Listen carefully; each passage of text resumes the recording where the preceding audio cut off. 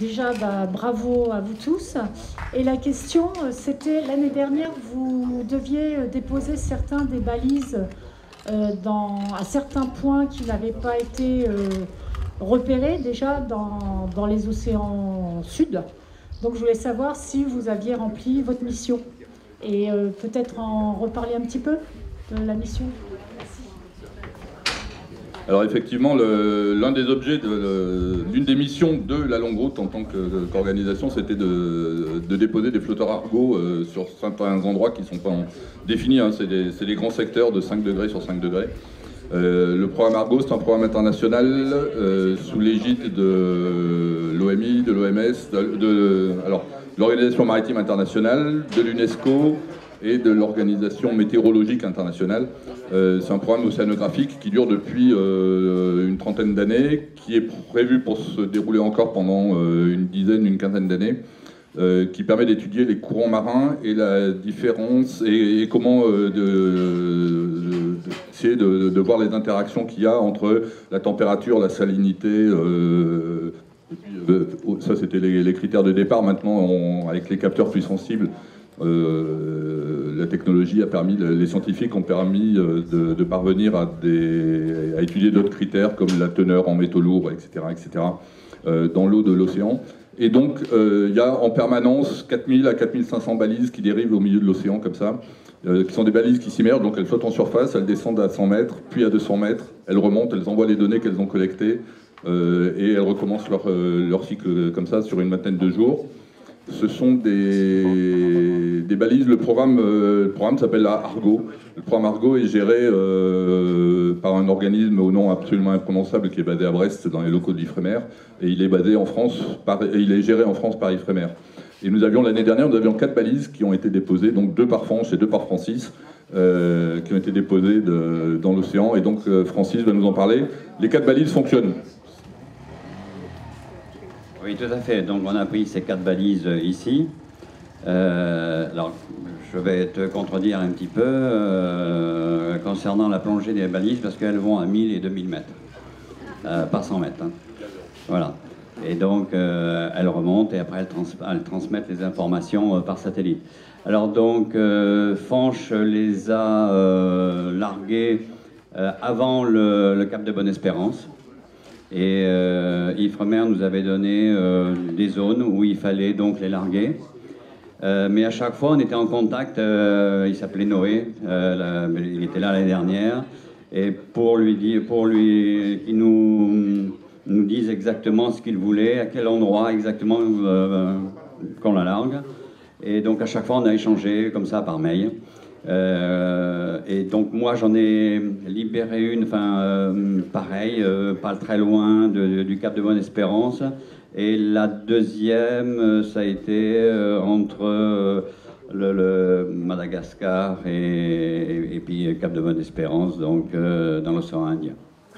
Et à chaque fois qu'on larguait une balise, on envoyait un mail donc à Ifremer pour indiquer la vitesse du bateau, la position exacte.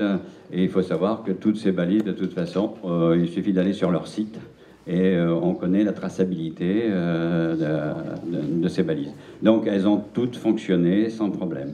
Mais il faut savoir que c'est des balises qui font 25 kg, qui font 1,20 m. Donc quand on les larguait, il fallait quand même que ça soit un temps qui soit relativement calme, parce que c'était quand même un peu sportif à l'arrière du bateau et pour aller jeter ces balises.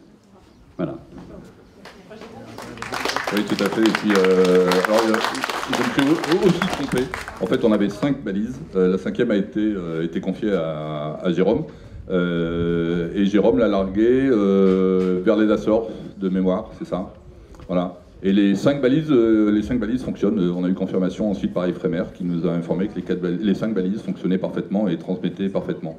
Si vous voulez suivre les balises, vous allez sur www.argo.net et vous allez tomber sur le site où on peut visualiser toutes les balises et avoir balise par balise leurs derniers relevés qui sont disponibles pour la totalité de la communauté scientifique ou du public que nous sommes tous. Juste, Bruno avait commencé à poser une question. Est-ce que vous avez trouvé ce que vous avez, oui, trouvé ce que vous cherchiez, ou est-ce que vous avez trouvé autre chose que vous cherchiez? D'un côté un peu plus peut-être philosophique ou spirituel, est-ce qu'il y en a qui veulent répondre ou pas? Bah oui, enfin moi j'ai trouvé ce que je cherchais. Enfin, quand on rêve, parce qu'au départ c'est quand même forcément un rêve, je crois que c'est un rêve pour tout le monde. Enfin, tous les marins qui sont là ont commencé par rêver de ce voyage et ensuite ont essayé de le réaliser. Donc évidemment, la réalité n'est jamais comme ce qu'on peut rêver, mais néanmoins, enfin, la forme de satisfaction que je recherchais dans le fait de faire ce voyage, je l'ai trouvé, oui.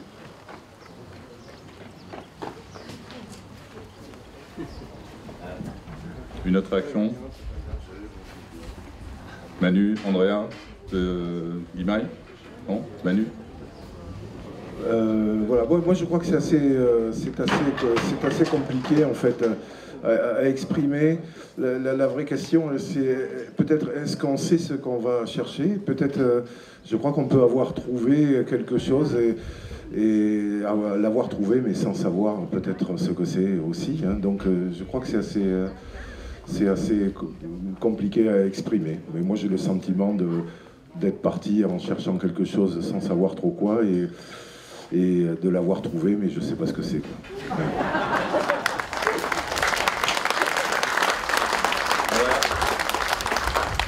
Sì, è molto complicato da dire, sia cosa si cercava prima, sia che cosa si sia trovato. Io posso riassumere in una parola che forse esprime correttamente tutto quanto, che è consapevolezza. Cioè è aumentata tantissimo la mia consapevolezza personale delle cose, della realtà, degli altri, delle relazioni, dell'amicizia. Sembrano frasi banali, ma non lo sono. Cioè, prima una persona che arriva intorno ai 50 anni come me ha comunque delle vaghe idee che un'esperienza come questa invece ha consolidato.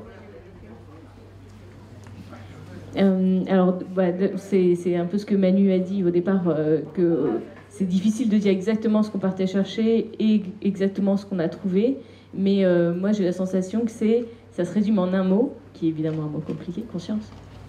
Conscient. La parola? Ouais. Consapevolezza. Coscienza. Ouais, c'est ça, c'est conscience. Ouais. C'est une conscience un peu plus grande à tous les niveaux de ce qui se passe autour de nous, de l'amitié, de toutes ces choses-là. Mais après, voilà, on le résume en un mot parce qu'on ne peut pas l'expliquer mieux que ça.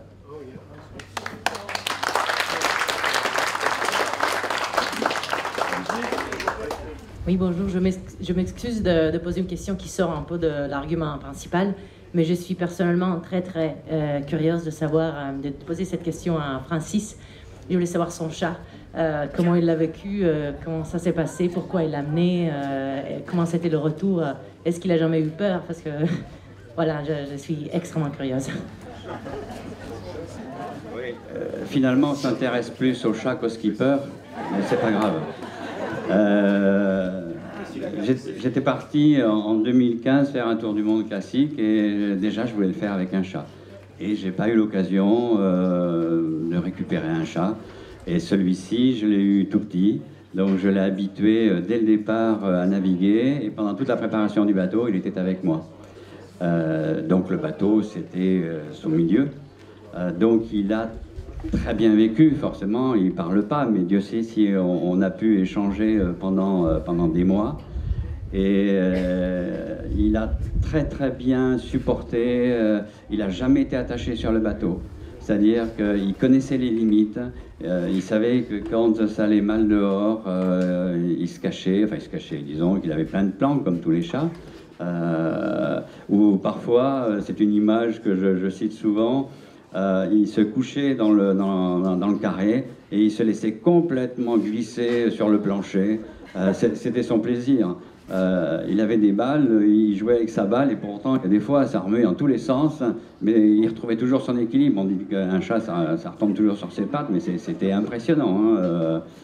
Non, le seul défaut qu'il a eu, c'est que ses pattes arrière se sont écartées, puisqu'un chat, il a les pattes parallèles, bien sûr, mais là, il a fallu qu'il cherche son équilibre en permanence, et donc il a les pattes qui sont légèrement écartées. Mais on a été voir le veto depuis, et tout va bien, hein. Il a pris du poids, enfin... Le check-up était parfait. Non, il a très bien vécu. Et puis, évidemment, j'ai pas vécu tout à fait le périple en solitaire. J'avais mon chat. Et ça a été vraiment une aide quand même importante. Moi, j'ai pas souffert de solitude. J'ai toujours, enfin, évidemment, il y avait la communication, il y avait mon chat, il y avait tout ça. Et on a vraiment vécu ensemble enfin, un périple assez extraordinaire. Voilà.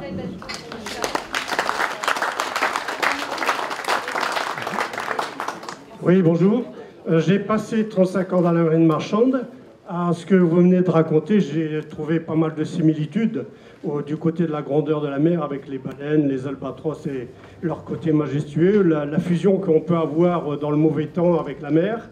Mais nous, à bord, on avait une crainte quand même vis-à-vis des plaisanciers, un respect pour ce que vous faites, parce qu'il y a quand même une certaine performance physique et morale, mais une crainte parce qu'il n'y a pas de veille permanente en général. Et puis, je ne parle pas de vous particulièrement, mais on en a rencontré pas mal qui naviguaient un petit peu dans l'inconscience. J'aurais aimé savoir ce que vous pensez des cargos de la marine marchande et des équipages qui sont dessus. Qui ose répondre? Ah bah alors là, ça c'est un bon sujet, tiens. Moi je veux bien répondre parce que j'entends toujours autour de moi des plaisanciers, célèbres ou pas célèbres, qui critiquent le cargo. Je regrette, je navigue depuis 45 ans exactement, peut-être même un peu plus. Je n'ai jamais eu un problème avec un cargo. À partir du moment où on respecte les règles, ils les respectent aussi. C'est-à-dire que quand on voit un cargo, on le regarde, on estime sa position, sa direction surtout, et on estime sa vitesse. Et maintenant, c'est très facile avec un AIS, il n'y a plus de problème. Avant, c'était un peu plus difficile, mais en faisant un relèvement, c'était relativement facile. Et à partir du moment où on connaît la direction du cargo, on sait ce qu'on doit faire.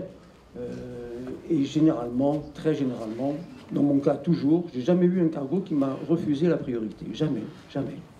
Il y en a qui sont passés très près, mais ils le faisaient volontairement, et je savais qu'ils le faisaient volontairement, c'était pour venir me voir, etc. Ça, je parle d'il y a longtemps, quand on n'avait pas de moyens de communication, que la VHF, voilà. Mais jamais eu de problème avec un cargo. Il y a plus forte raison maintenant. J'ai discuté maintenant avec des capitaines de marine marchande qui me disent lorsqu'on détecte un AIS à 10 000, on met 2 degrés à droite ou à gauche, et puis c'est tout, ça se passe. Là, pendant toutes les navigations que je fais maintenant, je ne vois pratiquement plus les cargos, je ne les vois plus, parce qu'ils passent pratiquement à plus de 10 000. La nuit, je vois leur feu. De jour, je ne les vois pas. Ou alors, c'est le radar qui va les détecter, ou mon propre AIS qui les détecte. Mais à l'œil nu, je ne les vois plus, parce qu'ils passent très loin. Alors, ça arrive peut-être, mais quand il y a la collision, elle est souvent pratiquement recherchée et vraiment accidentelle. Il y a des réactions, mais vous avez 6 officiers de marine marchande ici sur le plateau quand même, donc voilà, faut pondérer un petit peu. Pierrot. Je crois que oui. Moi, je voulais juste dire quelque chose. C'est pas quelque chose qui m'est arrivé dans la longue route, là, mais ça m'est arrivé à une autre époque, dans une autre navigation. Et j'avais fait naufrage au milieu de l'Atlantique et j'ai été récupéré par un cargo.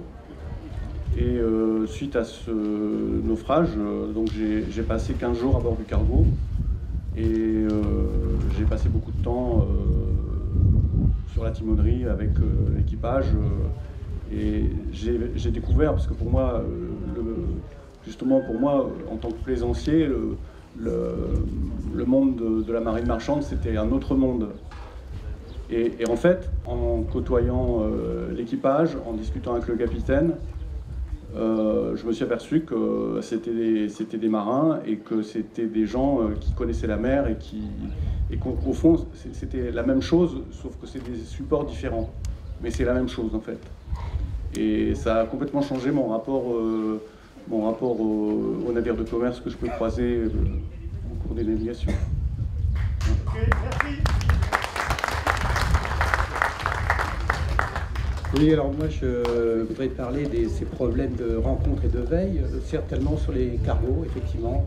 Par contre, sur les bateaux de pêche, c'est un danger permanent.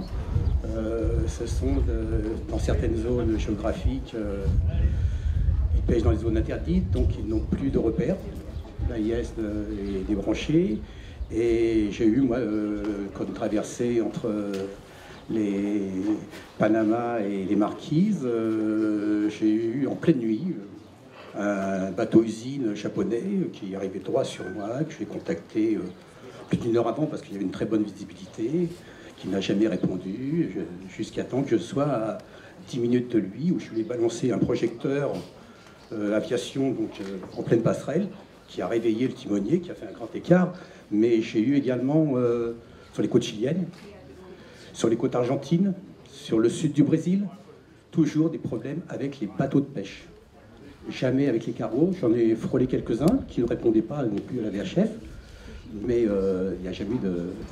Je ne pense pas que c'était volontaire. Par contre, avec ces bateaux qui peuvent de différentes tailles, et je vous dis, les bateaux usines, c'est quand même imposant, c'est un réel danger pour moi. Voilà. Oui, c'est hélas assez courant. Moi j'ai eu le même problème. Gilles a rencontré le même bateau que j'avais déjà rencontré il y a une vingtaine d'années dans l'Atlantique. Bateau de pêche illégal, on le sait, on le connaît, il est identifié, il est référencé par les Coast Guard, mais il n'accoste jamais, il reste dans les eaux internationales et il n'accoste jamais dans les eaux d'un pays où il sait qu'il aura des soucis. Donc il fréquente uniquement des territoires exotiques, on va dire. Et effectivement, il pêche n'importe quoi et il se comporte n'importe comment. Je veux dire, moi, il est venu mouiller des filets devant moi à 200 mètres de mon étrave parce qu'il devait, je suppose, y avoir un banc de poissons à cet endroit-là. Moi, j'étais sous Spitangonais en train de traverser. Ça ne s'appelle pas comme ça. Et il a fallu manœuvrer en catastrophe mieux qu'en régate pour éviter une collision qui, je suppose, ne lui aurait occasionné à lui aucun dégât. À côté de ça, pour en revenir au côté cargo, moi c'est vrai que j'ai eu aussi un jour un équipier qui était malade et il a fallu que je demande une consultation radio-maritime. À l'époque, on n'avait pas de système Iridium ni de système satellitaire, ça se passait tout par radio. Évidemment, je n'avais qu'une VHF, donc quand on est en plein milieu de l'Atlantique, ça porte pas très loin. Et donc j'ai demandé un relais à un cargo qui passait par là, que je ne connaissais pas, que je voyais juste là-bas à l'horizon, de faire le relais. Il a fait le relais et le temps que j'explique, qu'on retransmette au service médical et qu'on ait la réponse, le cargo il était à côté de nous, à 100 mètres à côté de nous, à vitesse parallèle, route parallèle, vitesse identique, prêt à récupérer mon équipier s'il y avait besoin. Voilà, la solidarité des gens de mer, c'est aussi ça. Il n'y a pas eu besoin d'intervention, donc il a repris sa route, mais la solidarité des gens de mer, ça joue. Et effectivement, c'est pas avec les cargos qu'on a des problèmes, et j'espère que les cargos n'ont pas de problème avec les voiliers.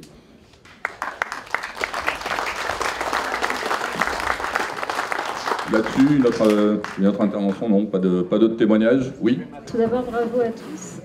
Vous êtes en quelque sorte les ambassadeurs des océans. Est-ce que vous pourriez nous faire part de l'état des océans et de vos prises de conscience par rapport à l'état des océans? Enfin, si vous souhaitez partager vos avis personnels par rapport à tout ce qui se passe en ce moment.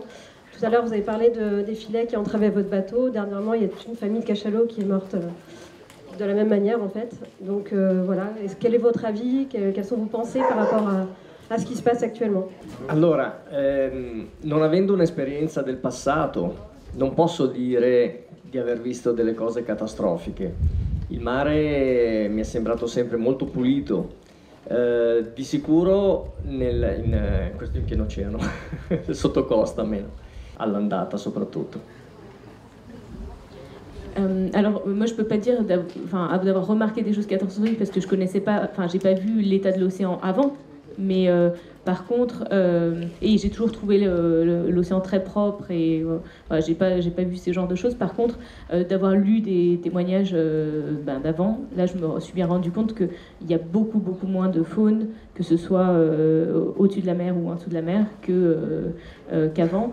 Et en particulier de l'équateur jusqu'à l'Afrique du Sud, là par contre j'ai rien vu du tout, quoi. Il y avait vraiment rien. C'est vrai que l'Atlantique Sud est un grand désert, surtout par rapport à l'Atlantique Nord, qui est beaucoup plus peuplé.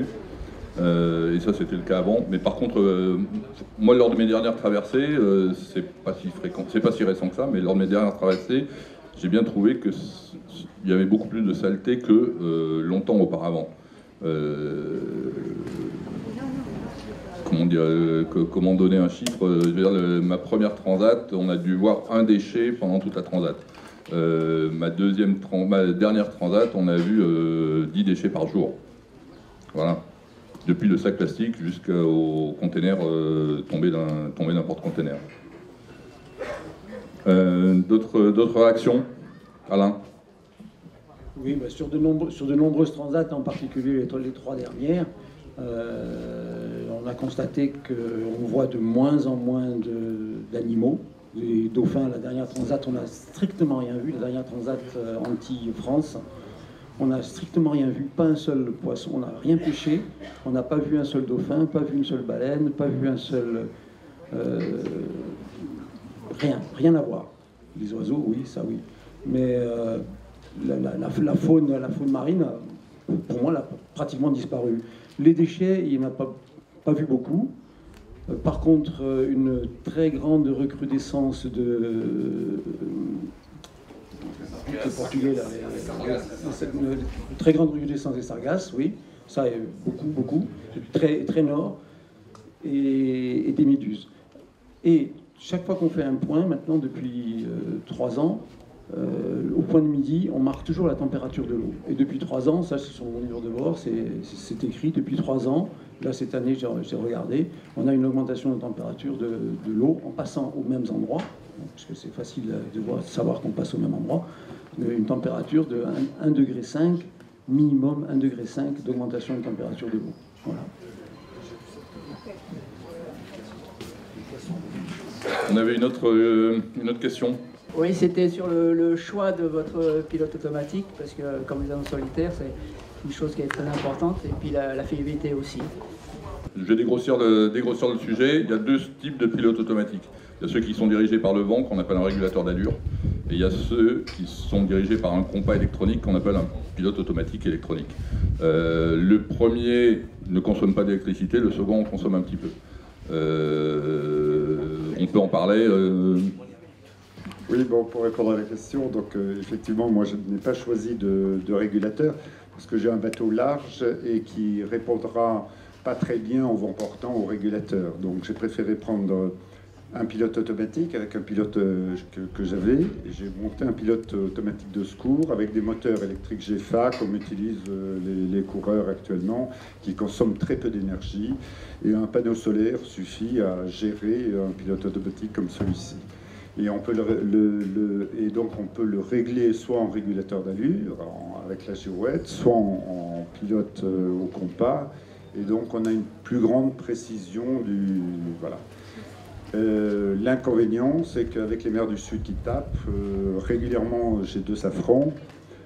J'ai réussi à dessouder la plaque de support de mon pilote automatique principal, et ça c'est à prendre en compte éventuellement. Voilà.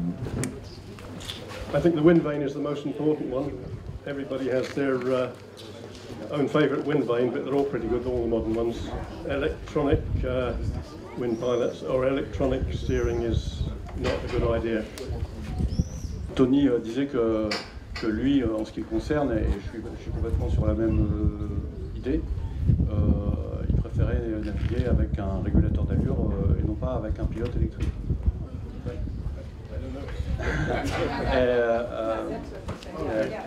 Et donc moi j'ai fait tout le tour du monde avec un régulateur d'allure qui pose un certain nombre de problèmes parce que comme ça fonctionne avec le vent apparent, quand le bateau fait des grosses accélérations, ce qui est le cas quand il navigue par vent fort et par mer formée. Il part en surf et donc le vent apparent change beaucoup. Et quand le bateau arrive en fin de surf, le vent apparent change à nouveau et le bateau se retrouve souvent fausse panne, voire en panne. Et donc ça demande de régler la voilure de façon à ce que le bateau n'aille pas trop vite. Je pense qu'un régulateur d'allure, de toute façon, il faut toujours légèrement sous-toiler le bateau. Parce que quand le bateau marche à fond, il a du mal à contrôler la trajectoire. C'est-à-dire que le bateau va vite, mais il fait beaucoup de lacets. À ce moment-là, ce qu'on a gagné en vitesse, on va le perdre en chemin parcouru, donc ça ne sert à rien. Et donc, il faut naviguer un petit peu sous-toilé. Et à ce moment-là, en ce qui me concerne, dans mon expérience, parce que je sais qu'il y a un certain nombre de marins qui ont fait la longue route et qui ont eu des gros soucis avec leur régulateur d'allure, donc là, je parle juste de mon expérience. Mon régulateur a fait tout le tour et avant il avait fait plus de 30 000 milles, donc en ce qui me concerne je considère que c'est fiable, mais on ne navigue pas pareil, quoi. Il faut naviguer, il faut avoir une voilure très très équilibrée et légèrement sous-toilée par rapport à ce qu'on peut faire avec un barreur et un équipage par exemple. Mais sur un long trajet comme la longue route, je pense que c'est plutôt bien parce que ça fait que le bateau souffre moins. Et donc, ça lui permet de tenir la distance. Et ça, c'est important aussi. Donc, parmi vous, il y a ceux qui ont accompli leur longue route et il y a ceux qui vont partir, là, cette année.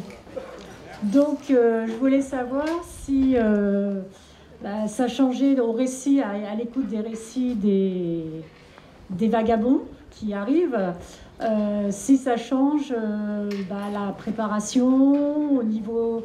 si ça vous booste pour partir ou si ça freine, voilà, qu'est-ce qui se passe quand on accueille ses collègues. Merci, superbe transition. Samir qui va partir cette année, donc avec le seul bateau en bois classique. Donc bonjour, je suis là aujourd'hui en fin de compte pour rencontrer mes potes là, qui ont fait le tour avec tous les conseils.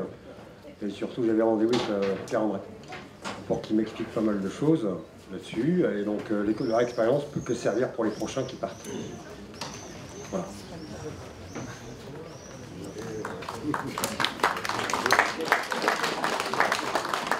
Oui, bien sûr, l'expérience des anciens, qui sont des anciens d'un an, par rapport à l'expérience que l'on va vivre, c'est toujours intéressant. Ça permet non pas de faire des choix, parce que c'est trop tard, maintenant on est déjà engagé dans des choix techniques notamment, mais ça permet d'affiner ou de sécuriser justement certains choix que l'on a fait. On a eu également la chance, je dirais, pas la chance par rapport au départ qu'on avait voulu faire en 2018, mais de bénéficier également des retours de la GGR, sur leur matériel justement embarqué, sur l'approvisionnement aussi, parce que c'est pour la plupart d'entre nous, on a déjà fait pas mal de traversées, mais 7 mois on n'avait jamais fait. Personnellement, moi c'était 6 semaines maximum en solo, là c'est la taille au-dessus, et ces conseils sont précieux, mais je vous dis ce n'est pas fondamental, ça n'aurait pas en cause un départ ou un non-départ ou certaines craintes. C'est plutôt sécurisant dans la mesure où on va perfectionner certaines choses auxquelles on n'avait pas pensé au départ. Voilà. Je crois que la préparation, oui, la préparation va en être modifiée et effectivement on va faire attention à des points auxquels on n'aurait peut-être pas pensé. Moi je vais m'équiper de deux ou trois meuleuses d'angle sur batterie, ouais, par exemple, parce que voilà, on ne sait jamais. Et j'espère ne pas avoir à m'en servir. Samir ? Donc je voulais rajouter quelque chose, c'est que parmi les concurrents, il y en a qui sont revenus et qui voilà. Et donc ils ont partagé en fin de compte leur matériel pour qu'on puisse partir. J'ai eu la chance d'avoir la trousse de pharmacie de Jérôme qui m'a contacté pour me dire si j'étais toujours ok pour partir et qui m'a offert quand même la pharmacie et qui nous a vendu aussi des plats lyophilisés qu'il n'a pas mangé à un prix vraiment dérisoire. Donc merci. Jérôme, le meilleur sponsor que nous ayons eu, Samir et moi, oui. On peut également passer la parole à Arnaud, là, qui va partir qui s'inscrit sur la GGR 2022. Donc, tu peux donner un peu tes impressions par rapport à ce qui s'est dit aujourd'hui. Bonjour à tous. Donc je suis Arnaud Guest, inscrit à la GGR Golden Globe Race 2022 sur un petit voilier 33 pieds avec quille longue. Voilà, donc c'est dans 3 ans. Et pour moi c'est très intéressant d'entendre toutes les expériences. Alors, moi j'ai envie de poser plein de questions techniques et très ennuyeuses, donc je ne vais pas les poser tout de suite.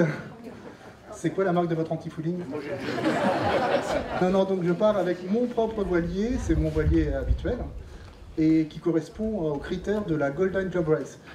J'aurais bien aimé partir avec la longue route, mais bon, j'étais trop en retard, et puis voilà, ça s'est fait comme ça. Toutes les expériences sont intéressantes, et surtout, bon, il y a les cas qu'on admire, sur lesquels on a envie de faire pareil, mais surtout celles où il y a des erreurs, où il y a ce qu'on vaguement on pourrait appeler des ratés, mais en fait c'est pas forcément des ratés, ce sont des expériences uniques et très intéressantes. Donc voilà, moi c'est dans 1000 jours, mon départ. Je compte en jours, c'est plus simple. Et du coup, j'ai pas beaucoup de temps à perdre. Voilà, c'est comme ça. Voilà. Je veux bien répondre à ce jeune homme parce que il a dit un truc qui m'a interpellé, c'est-à-dire qu'il part avec le bateau son bateau avec lequel il a l'habitude de naviguer. Je suis parti moi sur la longue route avec un bateau sur lequel j'ai l'habitude de naviguer depuis 14 ans sur ce bateau. Alors le conseil que je peux te donner, c'est tu considères que c'est un nouveau bateau et que tu revois le bateau de A à Z, et même avec Z prime, parce que y a des trucs qui ne vont pas marcher, qui ont toujours marché, qui marchent sur ton bateau, qui marchaient sur le mien depuis 14 ans, et qui là, au bout de 3 semaines, m'ont lâché. Voilà, donc là on part, tu pars avec pour longtemps, et il faut vraiment réviser ton bateau de A jusqu'à Z à fond. C'est-à-dire les 1000 jours qui te restent, ils seront bien occupés.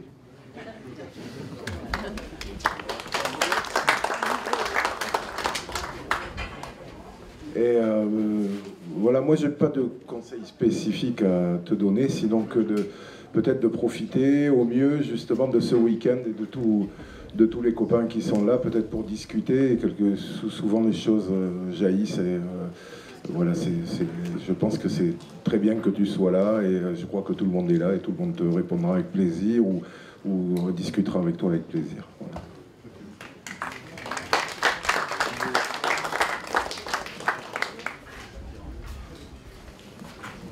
Oui, alors là, je suis complètement d'accord avec Alain pour dire qu'il faut que le bateau soit remis à neuf complètement. Ça, c'est vraiment essentiel. Je veux juste dire un mot sur la navigation astronomique, parce qu'au GGR, on est obligé de faire le tour du monde juste avec un sextant, et une montre et un lock. Et moi, j'avais l'intention de faire la longue route comme ça, mais j'avais quand même, puisque j'étais pas limité par un règlement, j'avais pris quand même un GPS portable au cas où. Et ce GPS portable, je l'ai utilisé dans les hautes latitudes parfois parce que les conditions de mer sont parfois très difficiles. Et pour descendre le soleil, pour faire le point, c'est parfois très sportif. Pour moi, c'est un des trucs les plus sportifs parce que ça demande beaucoup de rapidité, beaucoup d'adresse, beaucoup d'équilibre pour se maintenir sur le pont. Et donc, je pense que c'est vraiment important de beaucoup t'entraîner au sextant pour arriver à descendre le soleil très vite. Et ça, je crois qu'il y a quelqu'un qui dit qu'il faut avoir fait au moins 2000 visées. Au bout de 2000 visées, on commence à avoir l'œil. Et vraiment, pour les hautes latitudes, c'est important, parce que ça n'a rien à voir avec la mer de l'Alizé, par exemple, qui peut être déjà une belle mer, mais qui n'a pas le côté chaotique de l'océan austral. Et donc, franchement, moi, j'ai pensé aux gars du GGR quand je naviguais, parce qu'ils étaient là, je le savais, et je me disais, pour faire tout ça au sextant, c'est pas évident, quoi. Et ça prend du temps, en plus. Ça prend du temps. Parce que quand tu fais de la navigation astronomique, tu fais toujours ton estime. Tu es obligé de faire ton estime. Et donc ça, c'est très bien de toute façon de faire son estime. Mais ça fait que Enfin, moi, au Sextant, je passais le suivi journalier de la nave, ça me prenait au moins 1h30, tu vois, sur les 24 heures. Pour bidouiller tes petits machins, faire ton estime et tout ça, quoi. Plus les visées qui peuvent prendre beaucoup de temps parce que parfois le soleil, il apparaît entre deux nuages quelques instants, donc tu passes beaucoup de temps dans le cockpit à attendre, avec ton sextant à la main, à attendre que le soleil et l'horizon veuillent bien se présenter en même temps. Hein, et donc ça, c'est... Voilà. Et puis je te conseillerais aussi de prendre 2 sextants, au moins 2, et peut-être sur les 2 d'en prendre un en plastique, même si c'est moins précis, mais par rapport aux difficultés d'observation qu'on a, c'est négligeable, parce qu'un sextant en plastique, quand il prend un paquet de mer, c'est pas très grave. Tandis qu'un sextant métal, il va s'oxyder, les miroirs vont s'abîmer, alors que les sextants plastiques, ils ont des miroirs de salle de bain, comme on dit. Donc, bon, si ça abîme, c'est pas très grave. Voilà, quoi.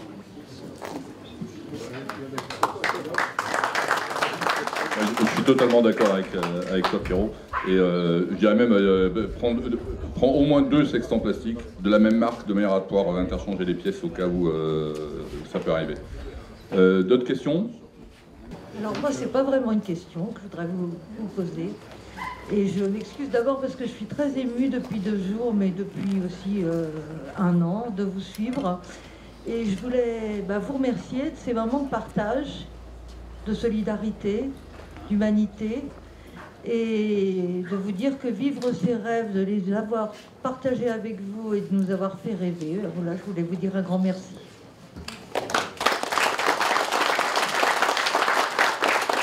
Merci beaucoup. C'est aussi pour ça, merci de nous avoir suivis, comme dit Alain. Et c'est aussi pour ça qu'on est là. Et je pense que c'est quelque chose qui nous a aidés de savoir qu'il y avait des gens pour qui on pouvait peut-être représenter un petit peu quelque chose. D'autres questions, d'autres réactions? Véronique. Et après? Ah, ça c'est une bonne question aussi. Tiens. Attends, on la refait s'il te plaît. Et après, Samir, Thierry. Après. Je pense qu'après après ça, je serai déjà absent pendant pas mal de mois par rapport à la famille. Donc il faudra que je récupère quelques points que je suis en train de perdre actuellement là. Donc ça sera peut-être un bateau plus grand et j'embarque tout le monde pour un bon tour. Peut-être j'aurai quelques points en plus. Après, c'est une bonne question. Comment est-ce qu'on gère le après? Tiens, David. Alors moi, ce que je pense, c'est que c'est vrai que le tour, c'est un... Quand on boucle le tour, on vient d'abattre un gros rêve. Et derrière, c'est un petit peu le désert. On se dit, qu'est-ce que je vais pouvoir faire? Enfin, retrouver... Alors en ce moment, moi, je me sens un petit peu dans la période, c'est la plaine. J'ai passé la montagne, et c'est un peu la plaine. Alors... je sais que j'ai prévu de refaire un petit tour atlantique, mais c'est ludique. Et en me disant, il y a une nouvelle idée qui va revenir. Je pense que de toute façon, je vais retourner dans les mers du Sud. J'ai envie d'y retourner. Avec escale, sans doute. Ou pourquoi pas sans escale, mais il faudrait que ça soit différent. Soit un autre bateau, soit dans un autre contexte. Mais c'est vrai que tout de suite derrière le tour du monde, c'est un petit peu déstabilisant. On est un petit peu... Enfin, je me sens un petit peu... on va voir quoi. Mais pour l'instant, c'est vrai que bon, c'est pas évident. Juste derrière, c'est pas évident.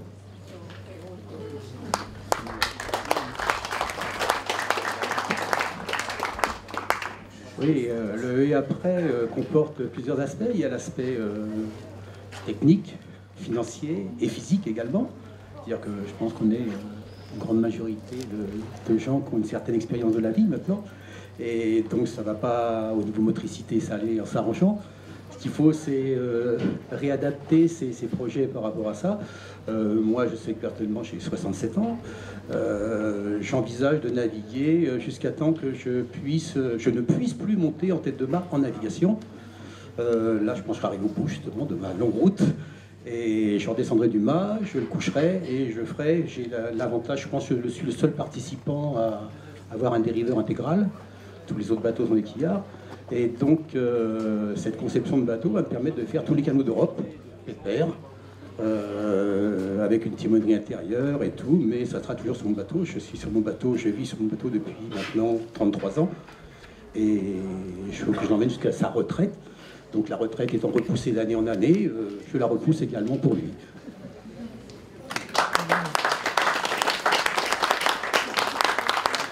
Et après, Sébastien.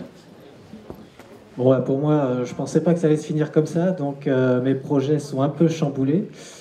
Je vais mettre entre parenthèses ma vie de navigateur pour reprendre celle de constructeur. Donc je vais me lancer dans la construction d'un nouveau bateau pour repartir le plus rapidement possible. Et en plus, il insiste. Et après Olivier. Francis, pardon. Non, ben le après, moi j'avais commencé un tour du monde en 2015 et qui avait été arrêté par la maladie. Et je souhaite continuer ce tour du monde, classique, hein, et me retrouver surtout dans le Pacifique, avec voilà, ma compagne, les chats, parce que maintenant il y a 2 chats. Et donc profiter pleinement, parce que comme l'a dit David, le retour chez les terriens, déjà c'est difficile, hein, au bout de 10 mois, et là on est encore dans le vague, et en tout cas en ce qui me concerne, j'ai envie de reprendre la mer.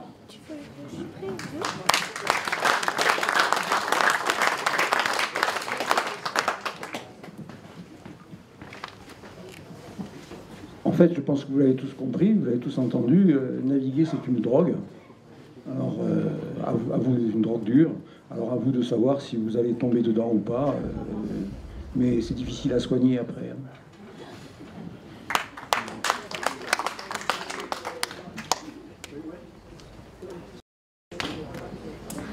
En ce qui me concerne, il y a 2 choses différentes. Enfin, il y a le côté bateau. Sur le plan bateau, moi j'aimerais bien, un petit peu comme David, il y a le fait de besoin de se remettre dans un nouveau projet.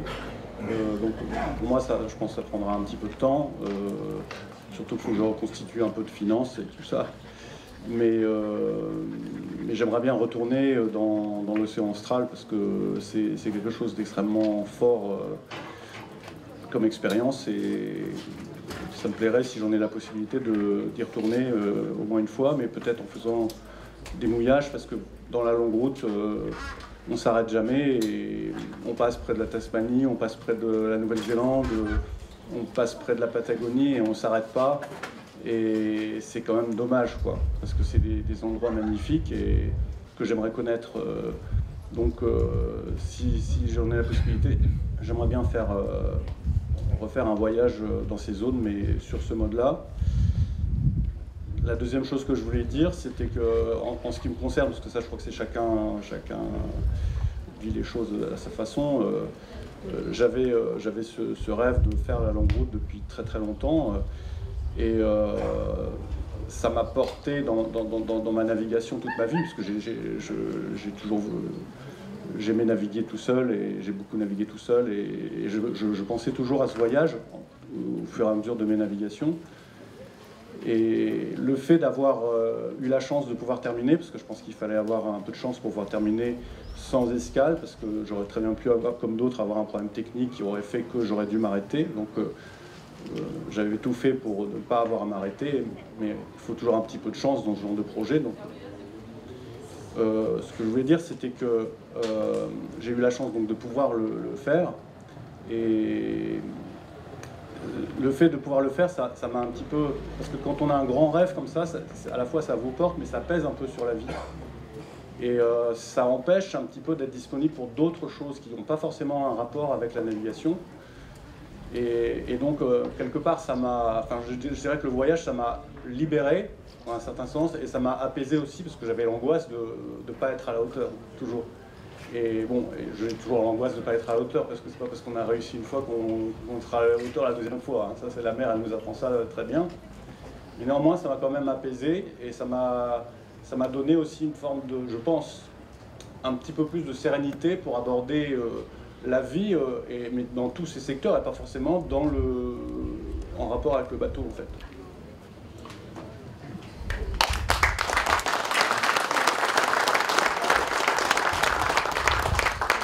Merci Pierrot. Je crois que c'était des mots puissants, effectivement. D'autres questions? Bonjour à tous. Bravo, merci pour les partages que vous avez pu nous faire vivre, malgré qu'on soit dans notre canapé. Une question toute simple. Et si c'était à refaire?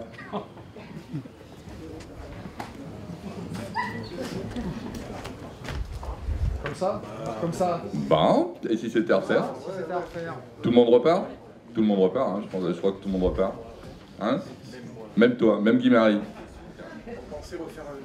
Ouais, moi je repartirais, mais avec un confort financier derrière, quoi. Donc je suis pas prêt de repartir. Oui, pareil. Bon, je repartirai, mais avec une préparation un peu plus longue et sérieuse, et plus près de mon bateau. Habitant la montagne et m'étant préparé très tard, le bateau manquait un petit peu de préparation. Voilà. Mais ce plaisir égoïste et magnifique des mers du Sud, je le reprendrai avec plaisir. Oui, ben, je crois que on pourrait presque tous dire que on repartirait, parce que sinon ça serait un peu renier ce qu'on a fait, quoi. Donc, ouais, je repartirai, bien sûr, mais je suis déjà parti. Ouais. Et puis Manu, on sait que tu n'es jamais revenu, donc...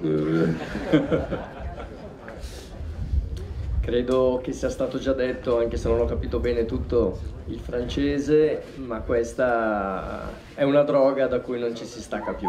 E quindi io ripartirei domani mattina, possibilmente con la barca di un altro, così la mia la tengo da parte.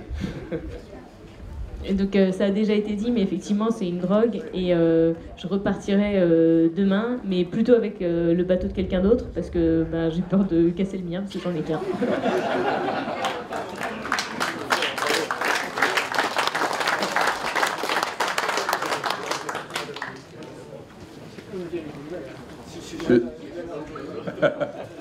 Une autre question? D'autres réactions? Non? Bonjour, merci pour tous vos témoignages. Je me demandais, peut-être la question a été posée plus tôt, mais est-ce qu'il y a une taille minimum pour faire, je parle du bateau, pas de la taille du skipper, pour se lancer dans une aventure comme celle-ci, ou est-ce que, je sais pas, avec un bateau de 6-7 mètres, on va dire le standard de le bateau de plaisance, bien équipé, bien pensé quand même, mais est-ce que, voilà, est-ce que ça vous semble envisageable? Merci. Alors, en taille de skipper, je peux vous garantir que souvent être grand est un inconvénient dans les bateaux. Voilà. J'ai quelques bosses et quelques trous dans le crâne qui peuvent l'attester. En taille de bateau, en tant qu'organisateur, c'est vrai que j'aurais aimé qu'il y ait des bateaux. J'aurais pas aimé qu'il y ait trop de petits bateaux. Je dois dire que quand je voyais arriver des candidatures de bateaux de moins de 30 pieds, je freinais les 4 fers, même si, dans l'histoire, même si il y avait Alessandro Musso, je crois, si je ne me trompe pas, qui avait été validé avec un bateau qui était une réduction aux 2/3 de Tamata, le dernier bateau de Bernard Moitessier. Et donc ça fait un bateau de 7,80 m. Mais c'est un bateau en acier, très lourd, qui n'oserait pas sans doute aller très vite. Et là, on rentre dans la problématique de la gestion de l'eau et de la nourriture. Et le gros du problème, il est là, c'est comment embarquer assez d'eau et assez de nourriture pour survivre. Alessandro Di Benedetto, qui est aussi italien d'ailleurs, avait modifié son 6,50 m, son mini, jauge mini 6,50 m, pour faire le tour du monde. Il l'a complètement modifié. Et il a fait un tour du monde non-stop sur un bateau de 6,50 m. Voilà. Et Jean-Luc, je te passe la parole, tu as peut-être des mots à dire là-dessus. Oui, là, le dernier qui a fait un tour du monde par les 3 caps comme eux, c'est un Polonais sur un Maxus 22, donc un bateau de série, un bateau construit en Pologne. plutôt fait pour naviguer sur des lacs d'ailleurs, et il a fait un tour formidable. On n'a pas entendu parler tellement en France parce qu'il est parti de Plymouth, et il est revenu à Plymouth, c'était l'année dernière, donc je suis allé l'accueillir, et il avait mis 220, je sais plus combien, 22 jours. Donc il avait embarqué de la flotte, il avait embarqué 600 litres d'eau, et une fois arrivé au Cap Horn, il s'est rendu compte qu'il n'en avait pas bu le tiers, donc il avait balancé le reste, et puis il est remonté comme ça. Il a fait le tour avec un seul jeu de voile, il avait un autre jeu de voile en sécu, et son bateau était nickel à l'arrivée, quoi. Donc oui, des petits bateaux qui font le tour, ça existe, comme on le disait avant, c'est de la préparation, quoi. Le gars, il avait déjà fait un tour du monde par les alizés, hein. Avant, il connaissait bien le bateau, pour la petite histoire, il va débarquer maintenant sur le circuit des mini, donc ceux qui s'intéressent un peu à la classe, ils peuvent le suivre, il risque de dépoter un peu. Voilà. Oui, tout à fait, merci Jean-Luc de cette précision. Effectivement, c'est un problème de préparation, c'est pas tellement un problème de... Tous les bateaux peuvent faire tous les voyages, je pense, mais pas forcément tout le monde et pas forcément préparé n'importe comment.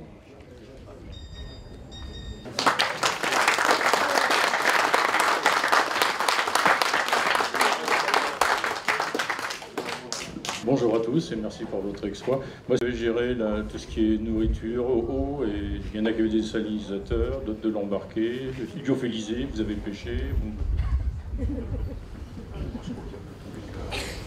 Question technique de nouveau, Manu. Je pense qu'il y a beaucoup de cas différents, donc techniquement parlant, il y a ceux qui ont récupéré de l'eau douce, Personnellement, j'avais un petit dessalinisateur, un petit qui fait 5 litres à l'heure et qui consomme 4-5 ampères, donc qui en pleine journée, même dans les zones sud, fournit assez d'électricité avec un panneau solaire pour fonctionner 1 heure par jour, ou 1 heure et demie, ou 2 heures s'il faut, c'est pas... Et donc j'étais autonome au niveau de l'eau avec un tampon d'eau de 300 litres dans la quille qui, au cas où, une défaillance justement du dessalinisateur, ces 300 litres d'eau d'avance me permettraient de rejoindre quelque chose ou de continuer, et je pouvais récupérer de l'eau douce aussi. Donc il y a plusieurs alternatives. Et en ce qui concerne la nourriture, pour la nourriture, il y a effectivement le lyophilisé. Le lyophilisé, ça a l'avantage d'être léger, mais c'est cher, quoi. C'est cher, et c'est pas... Personnellement, j'aime bien manger, c'est pas très... Je trouve ça pas terrible. Et donc moi j'ai opté par choix, et par un choix pécunier, enfin au niveau monnaie, quoi, pour la conserve.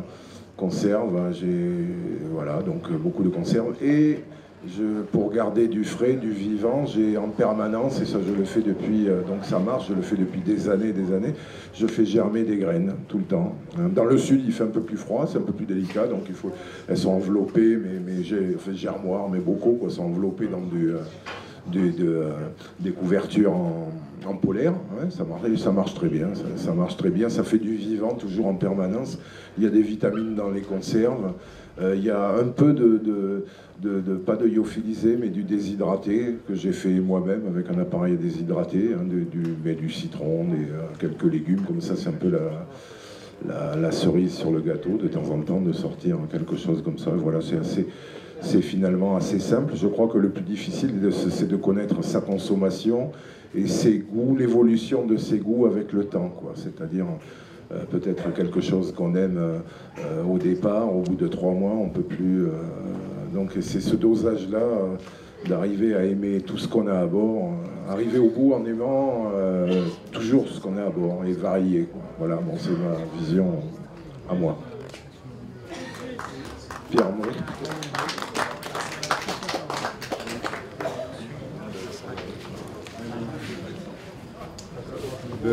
Oui, moi j'ai toujours prôné que pour naviguer, il faut savoir cuisiner. Donc c'est la navigation vient après. Et donc j'ai fait un mélange de lyophilisé, de conserve et de produits de base, avec les lyophilisés, des bases de lyophilisé, pas des produits tout faits. j'ai reconditionné, on trouve tout ça dans le commerce, et ça permet de varier pas à l'infini, mais dans une grande proportion les repas, et surtout d'apporter toutes les vitamines, comme le ferait l'apporte, à presque 100% pour le lyophilisé. Voilà. Donc j'ai grossi de 4 kilos pendant le voyage, donc j'ai bien mangé, il n'y a pas eu de problème. 4 kilos, on les voit pas. Hein. Je pense qu'on a à peu près fait le tour. Est-ce qu'il y a d'autres questions? Allez, deux dernières questions. Oui, bonjour. J'ai bien compris que le citron lyophilisé, c'était pour l'hydrater avec du rhum, peut-être, non? Je sais pas. Un petit punch du soir? Non, ça marche, mais en l'occurrence, non. Donc, je voulais poser une question, à savoir, quand on a fait le 3e cap, bon, on prend à gauche, on remonte. Est-ce que certains d'entre vous auraient voulu continuer tout droit? Bonne question. Déjà, Suzanne l'a fait, que Suzanne a continué. C'est vrai qu'elle n'est pas là aujourd'hui, elle est en mer, elle est quelque part entre l'Australie et l'Afrique du Sud, puisqu'elle a continué, elle m'a prévenu un petit peu avant de passer le Cap Horn qu'elle continuerait, et elle a continué après, elle a repassé Bonne-Espérance. Elle est retournée en Tasmanie, elle s'est arrêtée en Tasmanie parce qu'il y a des amis simplement, et elle s'est arrêtée là. Elle est repartie à la fin de son visa australien pour aller en Nouvelle-Calédonie, où elle a passé une dizaine de jours, et puis elle est repartie à destination de l'Afrique du Sud, en passant là par le détroit de Torres et les endroits suffisamment chauds. Je crois qu'elle n'aime pas trop la chaleur et elle a souffert dans le détroit de Torres. C'est les dernières nouvelles que j'avais eues, et là elle est en route pour l'Afrique du Sud. Voilà. Concernant vous, est-ce qu'il y a eu des envies de... Alors, est-ce qu'il y a eu, parmi nous, est-ce qu'il y a eu des envies de continuer? Je crois que tout le monde avait des impératifs, soit de travail, soit de famille, pour revenir. Et personne, en tout cas, ne s'est manifesté auprès de moi comme ayant envie de pouvoir continuer. Ou alors, ils l'ont bien caché. Ou alors, ils sont peut-être pas encore... ceux qui l'avaient, ils sont peut-être pas encore partis. Pierrot? Bah moi, j'avais pas assez de nourriture pour continuer, parce que j'avais vraiment chargé la nourriture pour 245 jours, et je ne pouvais pas en prendre plus, donc c'était le premier problème. Et le deuxième problème, j'y ai pensé, parce que, bien sûr, comme tout le monde, j'étais fasciné par le fait que Moitessier continue, etc. Alors on se pose quand même la question, est-ce qu'on va faire comme lui? Est-ce qu'on va... Mais bon, quand on fait du bateau, de toute façon, on est quand même en face de soi-même, et on sait très bien qu'on est qui on est, et qu'on n'est pas quelqu'un d'autre, et qu'on n'est pas Bernard Moitessier, pour plein de raisons. Je crois que Bernard Moitessier, il le dit lui-même dans la longue route, il n'avait fait que passer en Europe, c'était pas son pays. Bon, je pense d'ailleurs que... donc il avait sa propre problématique pour continuer, et je savais très bien que c'était pas la mienne. Donc ça, c'est une première chose. Et même si je pense que le voyage m'a quand même changé, mais pas sur son mode à lui. Et la deuxième chose aussi, c'est que sur le plan sportif, ça me semblait extrêmement difficile. Et je pense que pour lui, ça a été extrêmement difficile. C'est assez...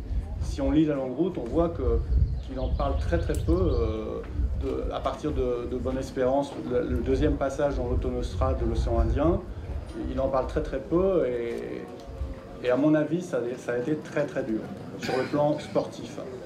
Et moi je me sentais, après le Cap Horn, je me sentais quand même assez fatigué, j'avais du mal dans les manœuvres, etc. Et je ne me sentais pas capable de le faire physiquement.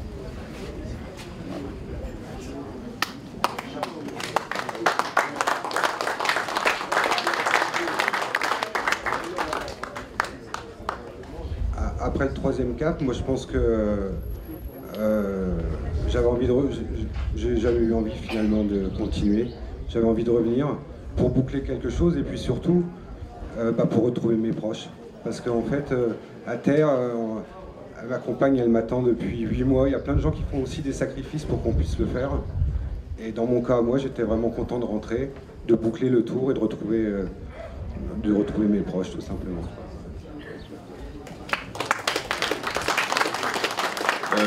L'autre aspect du syndrome, pour continuer un petit peu la réflexion là-dessus, c'est qu'effectivement, j'ai l'impression qu'après le 3e cap, on se dit, bon, il n'y a plus que l'Atlantique à remonter. Donc c'est fini, l'aventure est finie. Il reste encore 25% de la route à faire. Et la remontée de l'Atlantique, ça peut être long, ça peut être dur, ça peut être difficile. Il y a eu des cas connus de remontée de l'Atlantique où ça se passe mal et où on peut encore casser. Et voilà, donc dans l'un des cas comme dans l'autre, qu'on continue vers l'est ou qu'on remonte, de toute façon, c'est pas fini. Et il faut arriver à anticiper ce temps-là. Je crois que Pierrot, t'étais parti avec 245 jours de nourriture. T'étais gonflé, mon gars.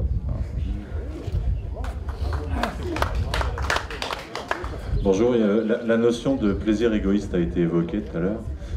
Moi, ce que j'aimerais savoir, c'est si la navigation vous amène à des réflexions un peu plus universelles. Et comment vous revenez? Est-ce que le plaisir égoïste est suffisant pour faire ce que vous faites?